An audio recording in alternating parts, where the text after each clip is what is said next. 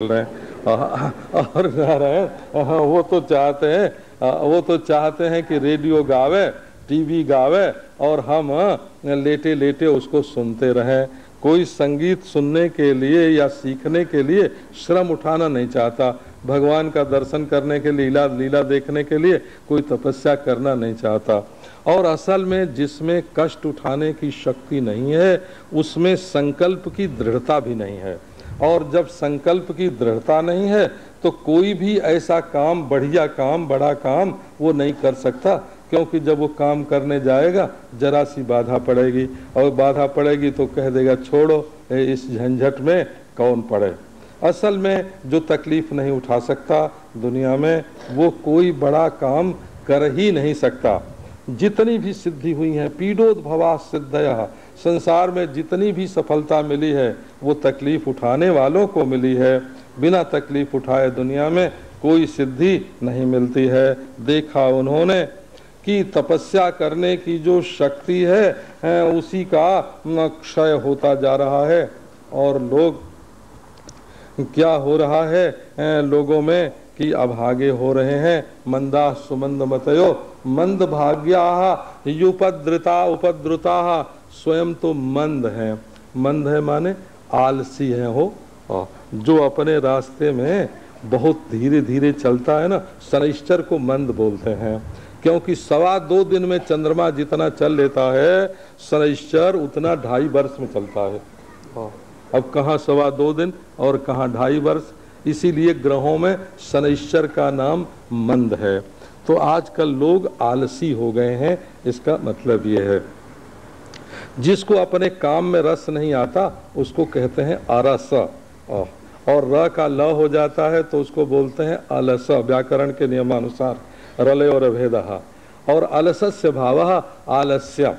जब अपना काम करने में आदमी को मजा नहीं आता है तब वो बेमन के करता है, और बेमन के करता है तो न तो शरीर में शक्तियों का जागरण होता है, पूरे मन से काम करने पर शरीर में ताकत और पैदा होती है, और नारायण कर्म में सफलता मिलती है।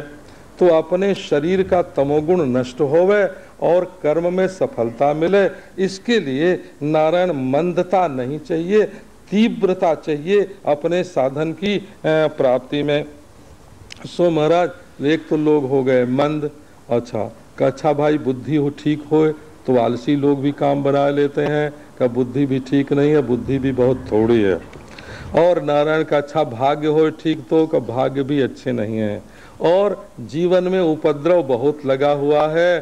कहीं जाते हैं कोई काम करने के लिए, नारायण गोवा में व्यापार करने के लिए गए, वहाँ ब्याह कर लिया। नारायण पेरिस में गए व्यापार करने के लिए, वहाँ शराब पीने लग गए। अमेरिका में गए, वहाँ से लौट के आए ही नहीं। तो नारायण इस तरह से अपनी जननी, अपनी जन्मभूमि, अपना धर्म, अपना देश, अपना वेश का ये सब जो है ये छूट जाता है। क्यों छूटता है का आसक्ति होने के कारण छूट जाता है। व्यास जी महाराज सोचने लगे कि संसार की तो ये स्थिति है, अब हम इसके कल्याण के लिए क्या करें। कि जहाँ तक हुआ हमने अपने जो बड़े बूढ़े हैं उनका आदर किया। नारायण वेद का जो ज्ञान परंपरा से हमको प्राप्त है उसका हमने सत्कार किया, और मैंने निष्कपट हृदय से उसका आचरण भी किया, और सबके कल्याण के लिए मैंने महाभारत में उसको प्रकट भी कर दिया। महाभारत ऐसा ग्रंथ है संस्कृत साहित्य में महाराज कि यदि विश्व की संस्कृति का ज्ञान प्राप्त करना हो आपको तो महाभारत पढ़िए। जिसने महाभारत नहीं पढ़ा उसको भारत का ही ज्ञान नहीं होगा, विश्व का ज्ञान तो कहाँ से होगा। महाभारत में जितने भी पात्र हैं, जितने भी आदमी हैं, जितने भी पार्ट हैं, वो हमारे मन के जितने भी पर्दे होते हैं, जितनी भी परत होती है उसको खोल देने के लिए हैं। वहाँ एक आदमी नहीं है, वहाँ कर्ण नहीं है, हमारे मन की एक परत है। अर्जुन नहीं है, हमारे मन की एक परत है। जो कुछ महाभारत में है वही हमारे अंतःकरण में है, हमारे मन में है। उसके रूप में व्यास जी ने सब कुछ प्रकट कर दिया। फिर भी व्यास जी कहते हैं मुझे संतोष नहीं है। तो ये असंतोष क्यों है? असल में जब तक मनुष्य के मन में संतोष नहीं हो तब तक उसने अपना काम ठीक ठीक किए ही नहीं है। थोड़ी देर के लिए कोई काम करते हैं, संतोष हो जाता है वो। नारायण, संतोष क्या होता है? कि गुड़ खाने की इच्छा हुई या एक काम करने की इच्छा हुई, उसको कर लिया, तो करने के बाद क्या हुआ, खाने के बाद क्या हुआ, एक क्षण के लिए कोई दूसरी इच्छा का उदय, दूसरी वासना मन में नहीं आई, और नहीं आई तो मालूम पड़ा हो अब हम सुखी हो गए, संतुष्ट हो गए। लेकिन तीसरा क्षण आते आते फिर दूसरी वासना पैदा हो जाती है और फिर आदमी व्याकुल हो जाता है, भूखा नंगा हो जाता है। जो वासना जिसके हृदय में भरी हुई है वो तो भूखा है, वो तो प्यासा है, वो तो नंगा है, वो तो दरिद्र है। क्यों? कि जो चीज नहीं है अपने पास उसी के लिए तो वो व्याकुल है ना। वासना माने अपनी दरिद्रता का प्रदर्शन।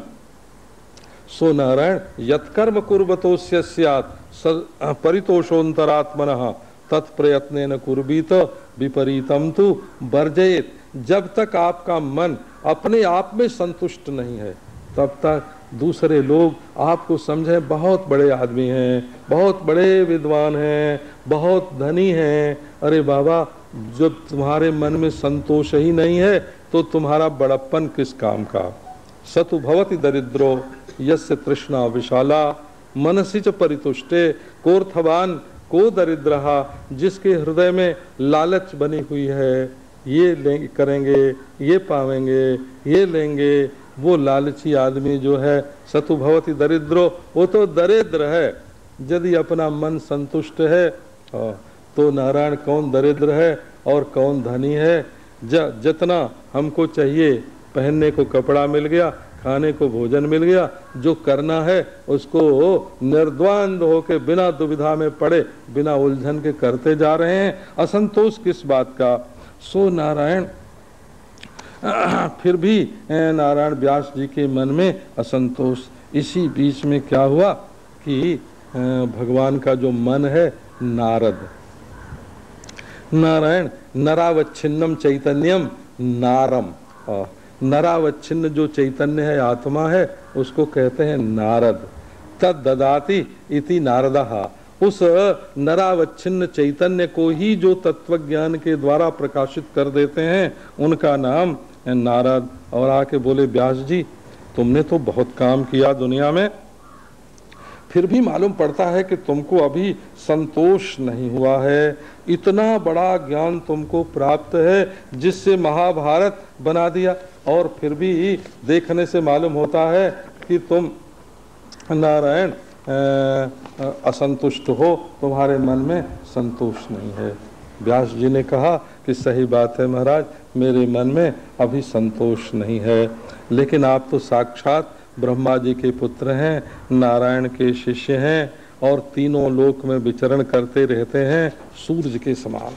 असल में सूर्य ही सबसे पहला भगवान का शिष्य कर्मयोगी है। इमं विवस्वते जोगम प्रोक्तवान अहम अव्ययम। भगवान का कर्मयोगी शिष्य के पहला कौन? का सूर्य।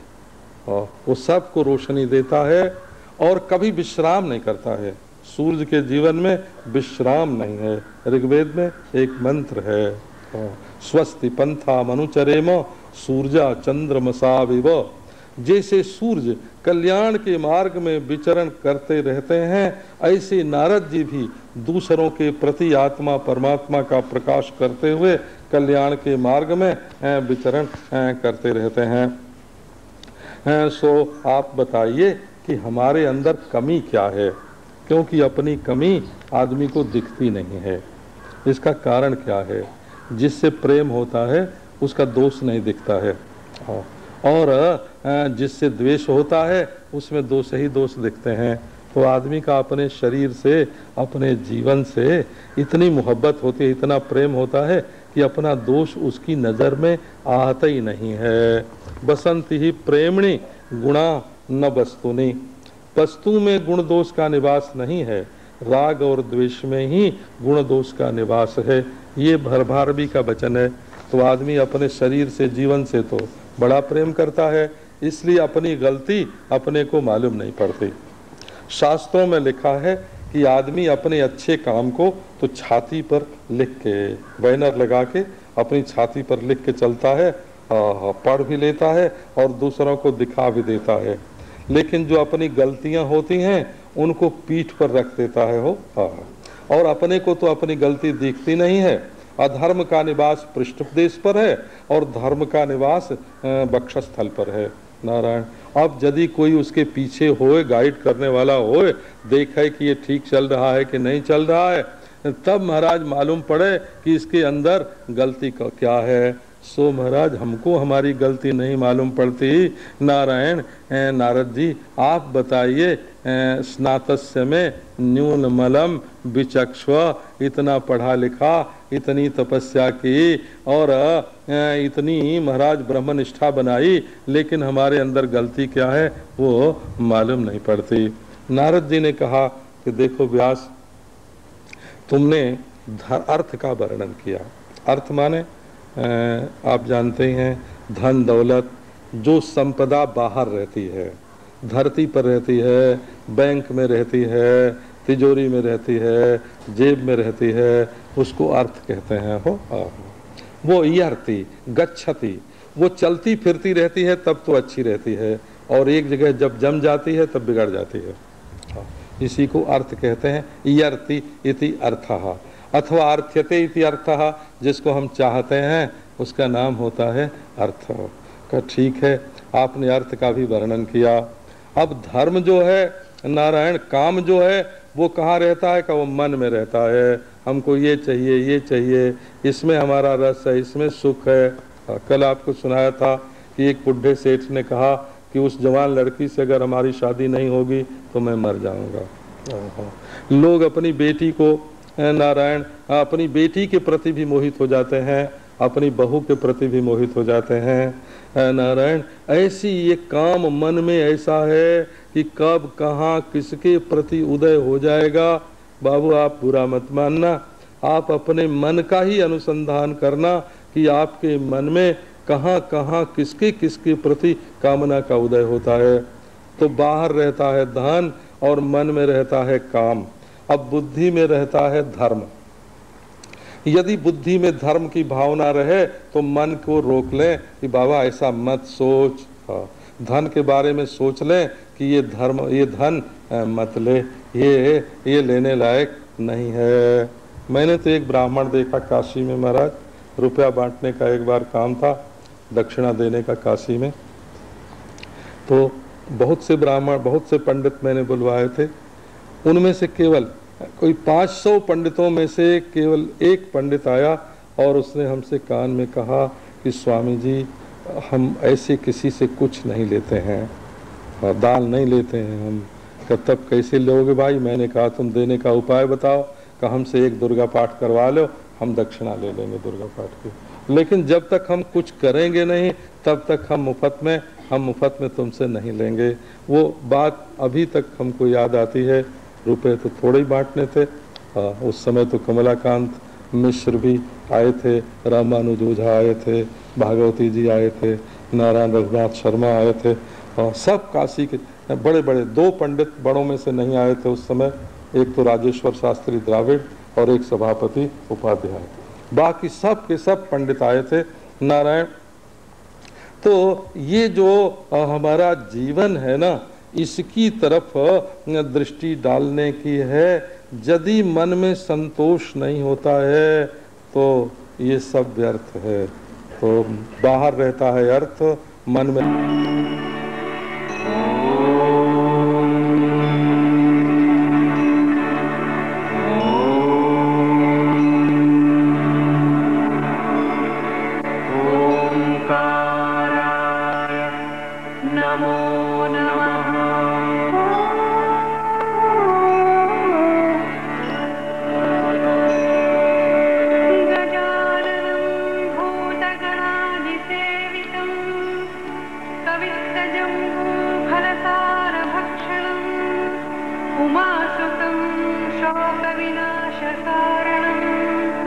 नमामि विघ्नेश्वर या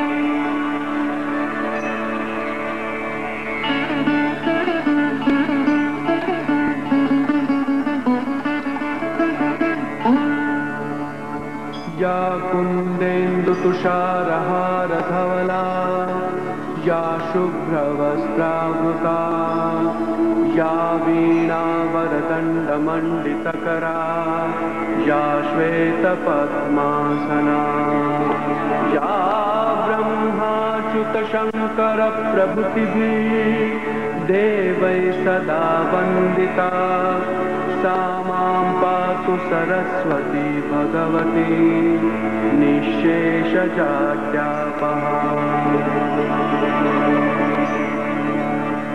गुरुर्ब्रह्मा गुरुर्विष्णु गुरुर्देवो महेश्वरा गुरुर्साक्षात् परब्रह्म तस्मै श्री गुरवे नमः। नारायण, तो ये जो हमारा जीवन है ना, इसकी तरफ दृष्टि डालने की है। यदि मन में संतोष नहीं होता है तो ये सब व्यर्थ है। तो बाहर रहता है अर्थ, मन में रहता है काम, भीतर रहता है धर्म। धर्म माने ब्रेक हो, वारक। धरति इति धर्मः, धारणात् धर्मः। जब हमारी इंद्रिय किसी बुरे मार्ग में जाने लगे, हम बुरा पैसा लेने लगे, हम बुरी चीज की इच्छा करने लगे, तो भीतर से ब्रेक लगाने वाला कोई होए कि नहीं, तुम्हारी मोटर अब गलत रास्ते जा रही है, गड्ढे में गिरेगी, एक्सीडेंट करेगी। जैसे मोटर में ब्रेक लगाने के लिए ब्रेक नहीं होए तो मोटर गलत रास्ते पर जाती है, ऐसे जिसके जीवन में धर्म नहीं होता है वो गलत रास्ते पर चला जाता है।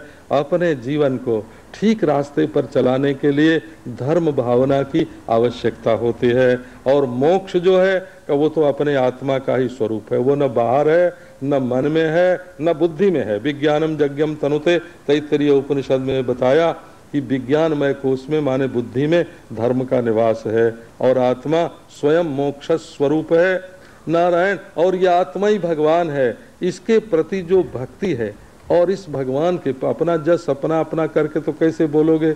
भगवान का यश गाया जाता है नाम रख के भगवान को, कि तो जब भगवान के निर्मल जस का गान नारायण मनुष्य करता है तब उसके हृदय में संतोष आता है।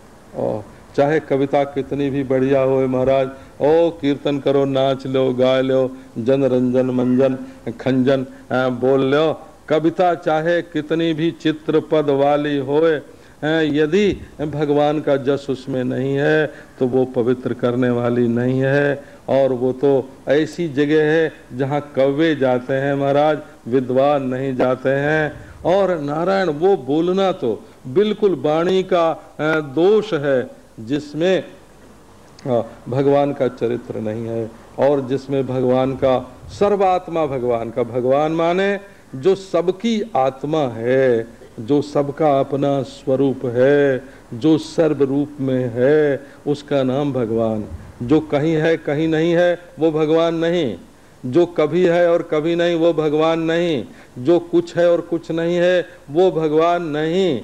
ये जो अद्वितीय भगवत तत्व है महाराज, इसकी जब हम चर्चा करते हैं तो हमारे हृदय में जितना पाप ताप बैठा हुआ है वो सब का सब दूर हो जाता है। तद बाग विसर्गो जनताघ विप्लवो। नारायण, भले श्लोक अच्छा न बना हो, उसमें कोई अशुद्धि हो, लेकिन भगवान के उसमें नाम हो तो उसको संत लोग पसंद करते हैं। संत माने सत्पुरुष, जो सद्वचन बोले, सत्कर्म करे और अपने हृदय में सद्भाव रखे, जिसके जीवन में सद्विचार होए, जो सत सत सत जिसके जीवन में होए, उसका नाम होता है संत। कातंत्र व्याकरण में संत शब्द प्रातिपदिक है, इसका रूप चलता है संत संतौ संताहा। और पाणिनीय व्याकरण में तो ये सन संतौ संता है, लेकिन कातंत्र व्याकरण में संत एक संज्ञा शब्द है और तद्धित में तालव्य शकार से संत पद है, मत्वर्थीयता प्रत्यय होता है तो संत पद बनता है। तो संत वही है जिसके जीवन में शांति है, सम्मान है। संत वही है जिसके हृदय में सत्कर्म, सद्भोग, सद्भाव, सद्विचार हैं, उसका नाम संत है। वही संत लोग उसी को पसंद करते हैं। अब किसी को महाराज मुक्ति तो मिल गई, नारायण बहुत कर्मों के बंधन से छूट गए, लेकिन भगवान की भक्ति नहीं है। भगवान की भक्ति जीवन का श्रृंगार है। यदि आपके जीवन में ज्ञान बहुत बड़ा होए लेकिन भगवान की भक्ति न होए तो क्या होगा? वो जीवन सूखा होगा। कभी किसी पर गुस्सा आएगा तो कभी किसी पर चिंता हो जाएगी, तो कभी रोने लगेंगे। जब ज्ञानी रोएगा और पूछेंगे क्यों ज्ञानी जी आप रोते क्यों हैं, आप ज्ञानी होकर गुस्सा क्यों करते हैं? बोले क्या हुआ, हो गया तो हो गया, ये तो स्वप्न पुरुष का काम है, अंतःकरण का धर्म है। अब ज्ञानी जी रोते रहेंगे तो दूसरे के मन में तो ज्ञानी होने की कभी इच्छा ही नहीं होगी। हम ऐसा ज्ञानी हो करके क्या करेंगे? तो असल में तत्व का जो अनुभव है उसको तो कहते हैं ज्ञान, और इस व्यक्तित्व का जो श्रृंगार है, इस व्यक्तिगत जीवन में जो ईश्वरत्व की अभिव्यक्ति है, वो अभिव्यक्ति भक्ति की शक्ति से होती है। बिना भक्ति की शक्ति के अपने जीवन में, इस व्यक्तित्व में ईश्वरत्व की अभिव्यक्ति नहीं हो सकती। इसलिए इस जीवन को परिपूर्ण, रसमय, मधुमय, लास्यमय, मजेदार बनाना है तो अपने जीवन में भक्ति आनी चाहिए।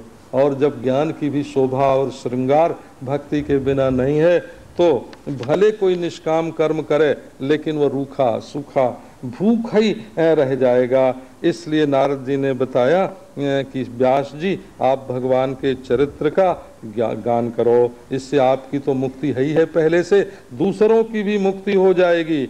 और दूसरी बातों का नारायण यदि तुम वर्णन करोगे तो अलग अलग नाम और अलग अलग रूप, और ये अच्छा और ये बुरा, और ये राग करने लायक और ये द्वेष करने लायक, ये तुम्हारे दिल में भर जाएगा।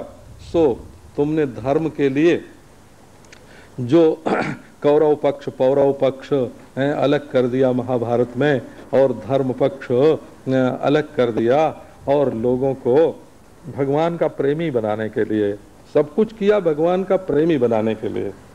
महाभारत का परम तात्पर्य जो है वो भी भगवान के प्रेम में है, क्योंकि भगवान जिस पर अनुग्रह करते हैं, जिस पर कृपा करते हैं, जिसको अपनाते हैं उसकी जीत होती है, और जो भगवान के विरुद्ध पक्ष होता है वो हार जाता है। तो भगवान की भक्ति करनी चाहिए। ये बात मध्वाचार्य ने महाभारत तात्पर्य निर्णय में, और सदानंद ने, पंडित सदानंद पंडित ने महाभारत तात्पर्य प्रकाश में बहुत स्पष्ट करके की है। और नारायण हमारे जो साहित्यिक लोग हैं, ध्वन्यालोक आदि के जो करता है पंडित धुरंधर लोग, वो कहते हैं कि सारे महाभारत का तात्पर्य शांत रस में है, उपद्रव करने से किसी को कुछ नहीं मिला। नारायण युद्ध का फल अंत में निष्फलता ही युद्ध का फल है, और इसलिए मनुष्य को शांति से रहना चाहिए। तो यद्यपि तुमने बड़ी अच्छी नीयत से महाभारत की रचना की व्यास जी, लेकिन उससे राग द्वेष की वृद्धि हुई और भगवान में भक्ति की वृद्धि नहीं हुई, क्योंकि तुम्हारी बात मान करके लोग झगड़े में पड़ गए। सो अब तुम केवल भगवान की लीला का वर्णन करो। असल में संसार में भगवान की लीला और कथा से बढ़ करके और कुछ नहीं है, क्योंकि दुनिया के लोग तो भटके हुए, भूले हुए इधर उधर चले जा रहे हैं। अब मान लो एक आदमी से धर्म तो छूट जाए लेकिन भगवान की भक्ति बनी रहे तो उसकी क्या हानि होगी? भगवान उसको बचा लेंगे। और नारायण भगवान को तो छोड़ दिया और धर्म का पालन किया तो उसको मिलेगा क्या? असल में आदमी को चाहिए क्या?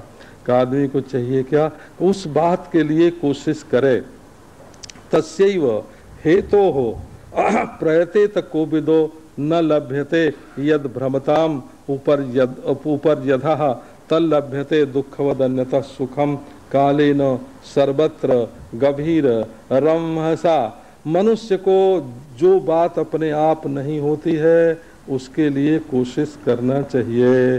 जन्म तो अपने आप ही हो जाता है, अब जन्म लेने के लिए कोशिश करने की क्या जरूरत है। हाँ, मृत्यु तो अपने आप ही हो जाती है, तो मरने की कोशिश करना तो बिल्कुल व्यर्थ है। तब क्या करना चाहिए कि जो अपने आप कहीं भी नहीं मिलता है, वो जो उत्तम वस्तु है उसके लिए मनुष्य को प्रयत्न करना चाहिए।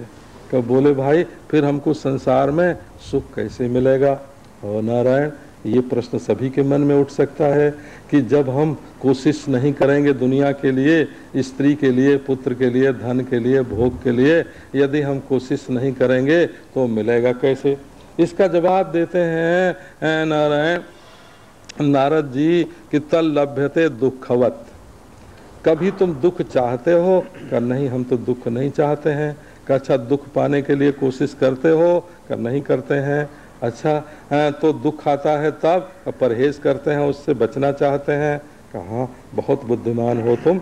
लेकिन ये दुख आया कैसे, वो कौन है जिसने तुम्हारे न चाहने पर भी, कोशिश न करने पर भी, परहेज करने पर भी तुम्हारे जीवन में दुख भेज देता है। वो बैरंग दुख भेज देता है महाराज। हम न चाहें तो बम का गोला पार्सल में भर के भेज देता है। वो भेजने वाला कौन है।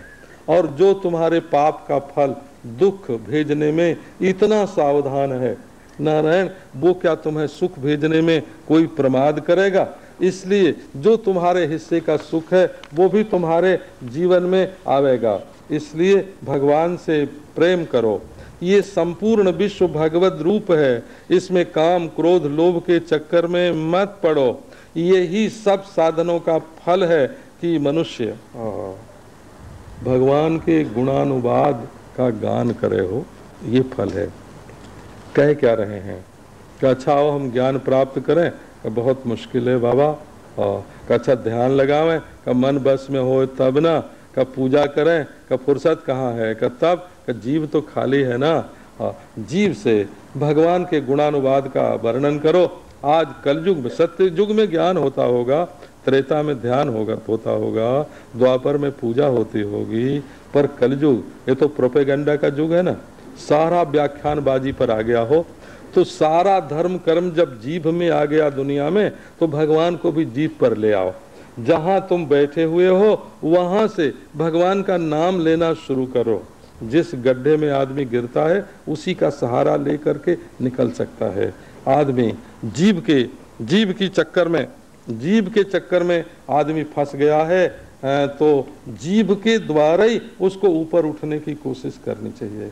इसलिए नारायण हमारे जीभ पर भगवान का नाम हो, हम आपस में भगवान की चर्चा करें।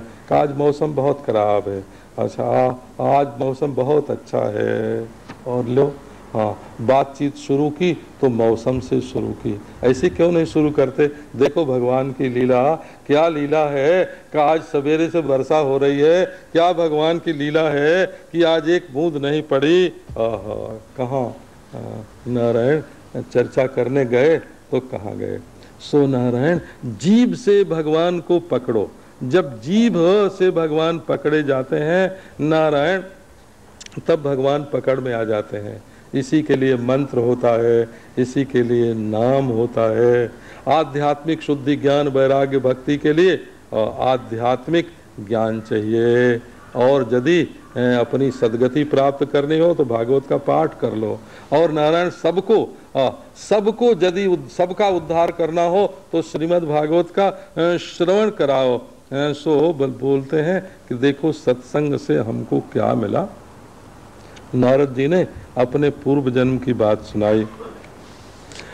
अहम पूरा माने पूरा कल्पे, अतीत भवे, और पहले के जन्म में मैं एक दासी का पुत्र था, और वो दासी ब्राह्मणों की सेवा करती थी। अब महात्मा लोग जो हैं वो चातुर्मास्य के दिनों में ब्राह्मणों के गांव में आते और वहीं निवास करते। सो नारायण, ब्राह्मणों ने हमारी माता को संतों की सेवा में लगा दिया। अब जब माँ हमारी संतों की सेवा करने के लिए जाने लगी तो मैं छोटा सा बच्चा, मैं भी उनकी सेवा में जाने लगा। मैं कैसा बच्चा था, बोलते हैं कि हमारे अंदर कोई चंचलता नहीं थी और मैं उधम नहीं करता था, मैं खिलौनों से खेलता तक नहीं था, मैं तो अपनी माँ के पीछे पीछे चलता, संतों के पीछे पीछे चलता। संत लोग तो कृपालु होते हैं, समदर्शी, सबको बराबर देखते हैं। मेरे ऊपर उनकी कृपा हो गई। मैं बोलता बहुत कम था और जो वो अपना प्रसाद छोड़ देते खाने पीने के बाद, उच्छिष्ट उनकी आज्ञा लेकर, उनके अनुमोदन से, अनुमति से मैं उसको ग्रहण करता एक बार। इससे मेरे सारे पाप जो हैं वो धुल गए और फिर तो मुझे ऐसा लगने लगा कि जैसे ये लोग रहते हैं, जिस धर्म का पालन ये लोग करते हैं, उसी का पालन मैं भी करूं। सो अब ये होता ये महाराज कि वो लोग आपस में बड़ी मीठी मीठी कथा भगवान की करते और उससे हमारा मन खिंच जाता। कृष्ण कथा का अर्थ ही होता है कृष्णा कथा कृष्ण कथा कर्षन्ति इति कृष्णाः। नारायण जो अपनी ओर खींच ले उनका नाम होता है कृष्ण। कृषन्ति, नारायण हमारे हृदय में एक हल चला के जोत देती हैं, उसको उर्वर बना देते हैं और नारायण बड़ी मीठे स्वर में वे लोग आपस में उसकी चर्चा करते। हमारा मन खिंच गया और मैं बड़ी श्रद्धा के साथ ध्यान लगाकर एक एक शब्द सुनता, तो भगवान में मेरी रुचि हो गई। अब जब मेरी रुचि हो गई तो मुझे बार बार कृष्ण की याद रहने लगी। अब तो हमको यही मालूम पड़े उस समय सुन सुना के कि जैसे एक परमात्मा है और उसमें ये है और नहीं, जो कुछ मालूम पड़ता है और नहीं मालूम पड़ता है सब उसी में है। ये नहीं कि हमारा ज्ञान निवृत्त हो गया हो, क्योंकि जो है वो भी उसी में और जो नहीं है वो भी उसी में। तो है और नहीं का ठीक ठीक हमको ज्ञान तो नहीं था, लेकिन मैंने ये मान लिया कि सब परमात्मा के स्वरूप में है। अब 4 महीना वो लोग रहे और मैं करता रहा विनय से उनकी सेवा। जब जाने लगे तब हमारा शील स्वभाव देख करके उन्होंने हमको उपदेश कर दिया और उपदेश कर दिया नारायण कि जिससे भगवान की प्राप्ति होती है। असल में उपदेश का सार क्या है? यदीश्वरे भगवती कर्म ब्रह्मणि भावितम। नारायण हम जो भी काम करें उसमें ये नहीं है कि हम हिमालय में रहें तब भगवान की सेवा पूजा होगी, वहाँ भी स्त्री मिलती हैं, वहाँ भी धन मिलता है, वहाँ भी पेड़ों से ममता हो जाती है, वहाँ भी मठ बन जाते हैं। सारे उपद्रव जो नगर में होते हैं वो नग में भी, वो पहाड़ में भी होते हैं। बात यह है कि अपना हृदय चाहिए ठीक ठाक, और वो ठीक ठाक क्या चाहिए कि जो भी हम कर्म करें वो कर्म भगवान के लिए करें, उस अपने दोस्त के लिए, अपने मित्र के लिए, जिसको हम पहचानते तो नहीं हैं, हम नहीं देखते हैं पर वो हमको देखता है, हम उसको नहीं पहचानते हैं पर वो हमको पहचानता है, हम उसको अपने हृदय में नहीं रखते हैं पर वो हमारे हृदय में रहता है और हमको अपनी गोद में रखता है। हम उसी की सांस में सांस लेते हैं, ये हवा उसकी सांस है। हम उसी के पानी में और जल में पानी पीते हैं, हम उसकी गोद में धरती में विचरते हैं। नारायण हम उसी की आँख की रोशनी में देखते हैं। हम हो गए हैं कृतघ्न, हम हो गए हैं एहसान फरोश। वो देखो हमें धरती पर रहने का हाउस टैक्स की तरह कोई बिल नहीं भेजता, पानी के नल के बिल की तरह कोई बिल नहीं भेजता, वो रोशनी के लिए कोई बिजली के बल्ब की तरह जैसे नारायण बिल आता है, ऐसे सूर्य चंद्रमा के लिए कोई बिल नहीं भेजता। पंखे का बिल आता है लेकिन सांस लेने का हवा का बिल कभी नहीं आता है। और रेडियो में आवाज़ सुनते हैं तो उसका बिल आता है, और हम एक दूसरे की बात सुनते हैं तो कोई बिल नहीं आता है। ऐसा परमेश्वर जो दिन रात बिना कुछ लिए, बिना कुछ हाँ, बिना कुछ लिए, बिना कुछ दिए निरंतर हमारा भला कर रहा है, उसको हम भूल गए हैं। तो हम जो काम करें वो उसको नजर में रख के करें, उसकी प्रसन्नता के लिए कर रहे हैं। और पहले संकल्प कर ले कि ये काम हम भगवान की खुशी के लिए कर रहे हैं। एक अच्छा, करते समय भी ख्याल करते जाएं हम उसकी खुशी के लिए कर रहे हैं, और जब हो जाए तब श्री कृष्णार्पण मस्तु कर दें, ये काम मैंने भगवान को समर्पित कर दिया। इससे बढ़िया भक्ति और कुछ होती नहीं है। ये होम्योपैथी के सिद्धांत वाले बोलते हैं कि जो जिस कारण से रोग पैदा होता है उसी कारण को यदि हम शुद्ध करके प्रयोग करें तो वो रोग अच्छा हो जाता है। जिस वजह से जो रोग होता है उस वजह से ही वो रोग दूर भी हो जाता है, यदि ठीक कायदे से उसका प्रयोग किया जाए। सो तदेव यामयम द्रव्यम न पुनाति चिकित्सितम। ये कर्म के झगड़े में पड़ने से ही हमने गलत गलत काम किया और दुनिया के दुख में फंस गए। यदि यही कर्म हम ठीक ढंग से करें भगवान के प्रति अर्पित करके, तो हम कर्मों के बंधन से छूट सकते हैं। सो नारायण जहाँ भगवान के प्रति अर्पित हुए कि कर्म गए, जो जहाँ नारायण भगवान की प्रसन्नता के लिए हम जो कर्म करते हैं उस कर्म से ज्ञान हो जाता है, उससे भक्ति भगवान की प्राप्त हो जाती है। क्योंकि भगवान जब देखते हैं कि ये मेरी प्रसन्नता के लिए काम कर रहा है तो नारायण प्रसन्न हो करके वे हमको सुख देते हैं, शांति देते हैं, ज्ञान देते हैं, भक्ति देते हैं, वैराग्य करते हैं। भगवान के लिए कर्म करने से ही मनुष्य का कल्याण होता है। ओम नमो भगवते तुभ्यम वासुदेवाय धीमहि प्रद्युम्नाय अनिरुद्धाय नमः संकर्षणाय च। इस भगवान का इस प्रकार भगवान का भजन करना चाहिए।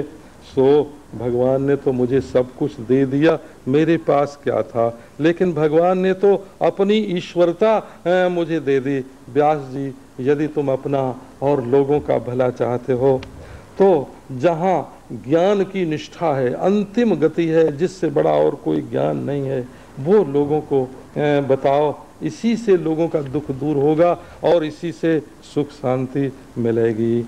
अब जब ये बात नारद जी ने कही तब व्यास जी ने कहा कि जब वो ज्ञानी महात्मा संत लोग जब आपको ज्ञान दे के चले गए नारद जी, तब आपने क्या किया और किस ढंग से आपने अपना जीवन व्यतीत किया। और दूसरे कल्प की ये जो स्मृति है वो आपको बनी हुई है, इसका क्या कारण है। नारायण नारद जी ने बताया कि जब महात्मा लोग चले गए तब मेरी उम्र बहुत छोटी थी और मैं अपनी माँ का इकलौता बेटा था।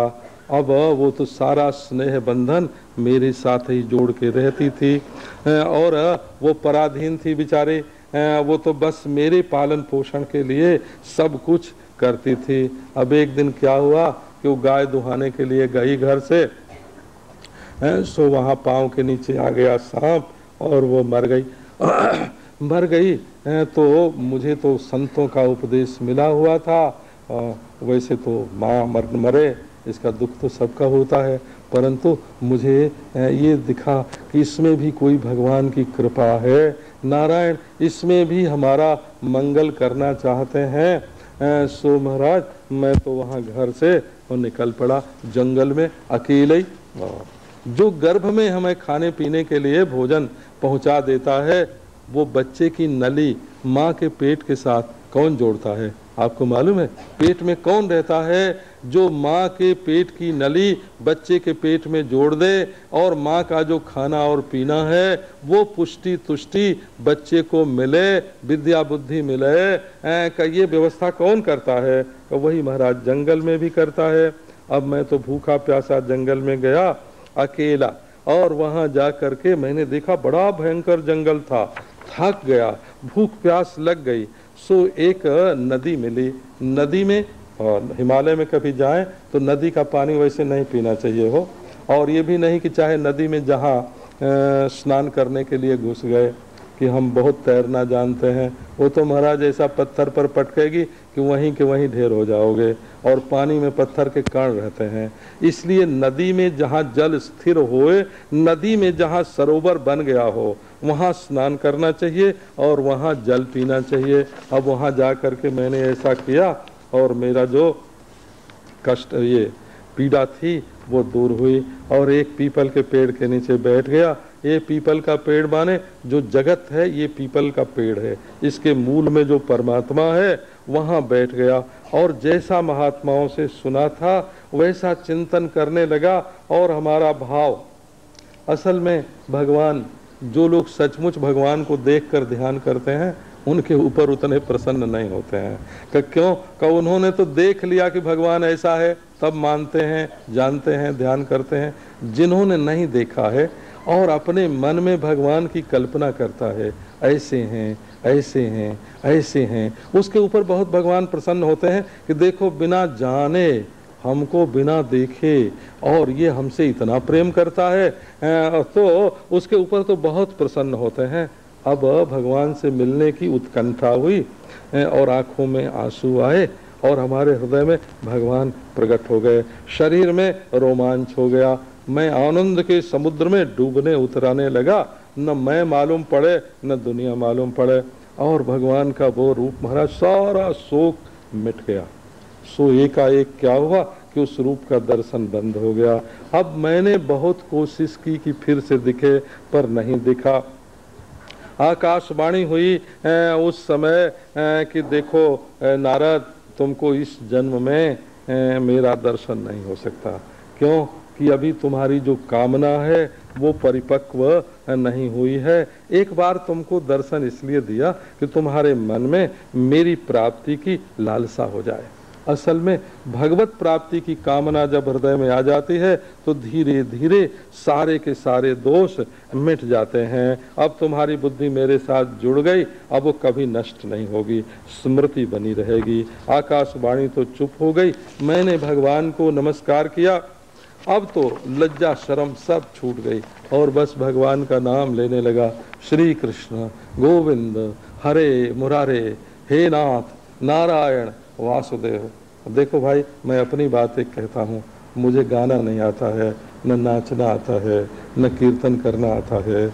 हमारे बाप दादा ने तो ऐसे बताया था हमको कि हरे राम भी बोलो तो हरे राम राम राम हरे हरे, हरे कृष्ण कृष्ण कृष्ण हरे हरे। धर्म क्षेत्र कुरुक्षेत्र, जैसे अनुष्टुप छंद बोला जाता है वैसे ये अनुष्टुप छंद है। जैसे गीता का पाठ करते हो वैसे करो, गा के मत बोलो। तो हमको गाना वाना तो कभी आया नहीं, कीर्तन करना आया नहीं, नाचना आया नहीं, परंतु भगवान का नाम लेने में कोई शर्म नहीं है। भगवान अनंत हैं, उनके नाम अनंत हैं। नारायण, उनकी लीला कल्याणकारिणी है। भद्राणी भवद रमयति इति भद्रम भद्रम च भद्रं च भद्रम च भद्राणी। नारायण, भगवान का नाम मंगलमय है और उनकी लीला मंगलमय है। मैं उसका उच्चारण करता हूँ, धरती में विचरण करता हूँ, और अंत में जब मेरा वो शरीर छूटा तब मैं ब्रह्मा जी जब नारायण के भीतर लीन होना चाहते थे, उस समय सारे संसार को उन्होंने समेटा। मैं भी सिमट गया और मैं भी ब्रह्मा जी के साथ नारायण में गया। और जब फिर नारायण उनकी सृष्टि करने की इच्छा हुई तब मैं उनमें से निकल आया। अब तो देखो भगवान की ऐसी कृपा है, उन्होंने हमको एक वीणा दे रखी है, और ये भगवान की दी हुई वीणा, इसमें स्वर ब्रह्म लगा हुआ है। इसमें भगवान की कथा का गान करता हूँ और विचरण करता हूँ।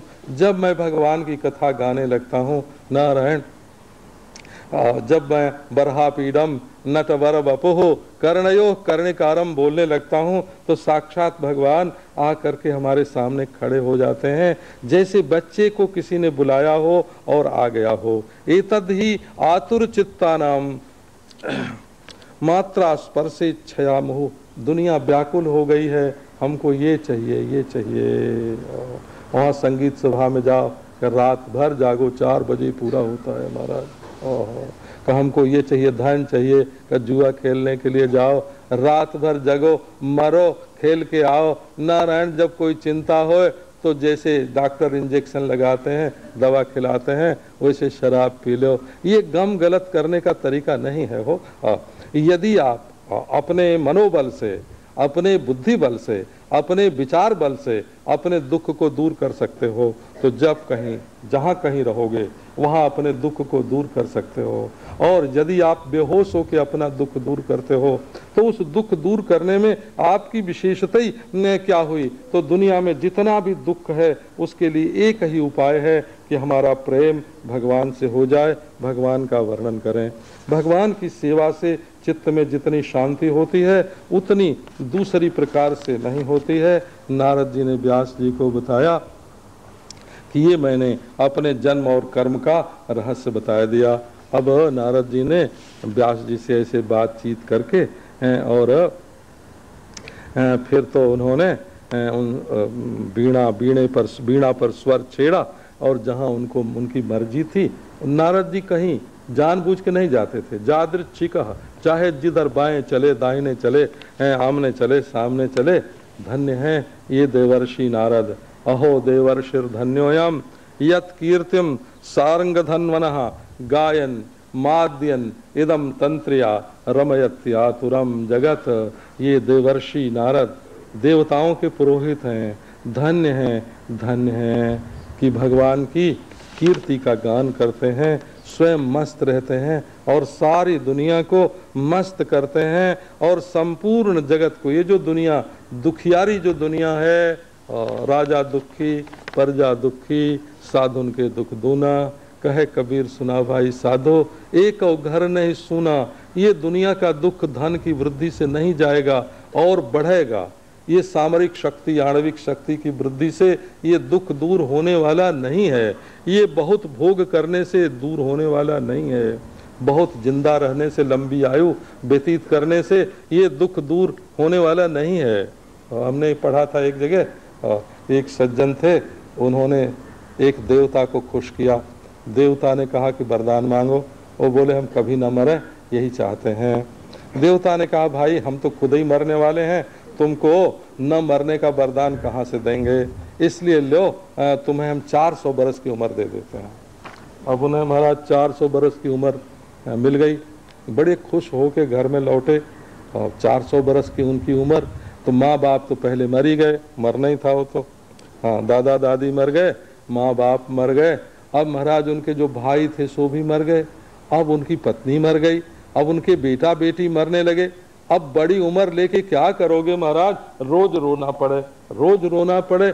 बड़ी उम्र मिलने से कहीं सुख मिलता है नारायण, कहीं बहुत धन होने से कहीं शांति से बैठ सकते हो नारायण, बहुत कामना पूर्ति से क्या तुम्हारी कामना कहीं शांत हो सकती है। भगवान के भजन के बिना ये दुख दूर नहीं हो सकता। अब व्यास जी जो हैं वो तो ब्रह्म नदी सरस्वती उसके पश्चिम तट पर माने प्रत्यगात्मा के रूप में हो। जब हम पूरब मुंह से खड़े होते हैं तो भीतर जहां हम होते हैं वही सबसे पश्चिम होता है। उस प्रत्यगात्मा में सरस्वती नदी जहां बहती है, बुद्धि की धारा, ज्ञान की धारा बहती है, उसके पश्चिम तट पर व्यास जी बैठ गए। सम्याप्रासः नारायण, शमी लोग जो हैं, शांत पुरुष जो हैं, वो वहां का रसास्वादन करते हैं। सम्याप्रास इति प्रोक्तः, आप्रासः आसनम, वहाँ समी लोग बैठते हैं नारायण। अब वो बैठ करके वहाँ और आचमन करके अपने मन को एकाग्र किया। जब भक्ति योग से उन्होंने अपना मन एकाग्र किया तो जैसे सरोवर होए और उसमें गंदलापन होए और चंचल होए और अपना मुंह उसमें देखना चाहो तो नहीं देख सकते। ऐसे ही अपने हृदय में जब गंदगी होती है और चंचलता होती है तब अपना मुंह नहीं दिखता। जब अपने हृदय के ह्रद को, धर्म